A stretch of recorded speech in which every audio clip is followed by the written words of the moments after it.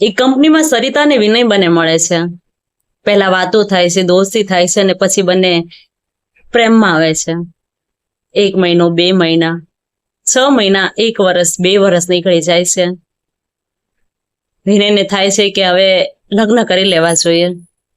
તે સરિતા સાથે વાત કરે છે, પણ સરિતા આ વાત માનવા તૈયાર નથી થતી. કેમ કે હજુ તેનું એક સપનું છે જે પૂરું થયા પછી તે લગ્નમાં જોડાઈ શકે એમ છે. એવું તેને વિનય સાથે વાત કરી. પણ આ પ્રેમ ક્યાં સુધી આમને આમ ટકી રહે? એટલે વિનયે કહ્યું કે તું તારું સપનું જે કઈ છે એ પૂરું કરજે ને લગ્ન પછી, હું ક્યાં તને રોકું છું. તો સરિતાને આ વાત સાચી લાગે છે અને તે વિનય સાથે લગ્ન કરવા જોડાય છે.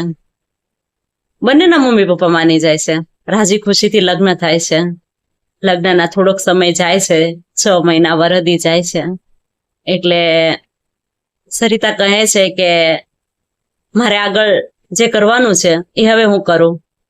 ત્યારે વિનય તેને કહે છે કે ના, તું થોડોક સમય ખમી જા ને. મમ્મી પપ્પા કહે છે કે આપણે બેબી પ્લાન કરી લઈએ. એ દિવસે સરિતાને સમજાય છે કે લગ્ન પછી ખરેખર જિંદગી બદલાઈ જાય છે.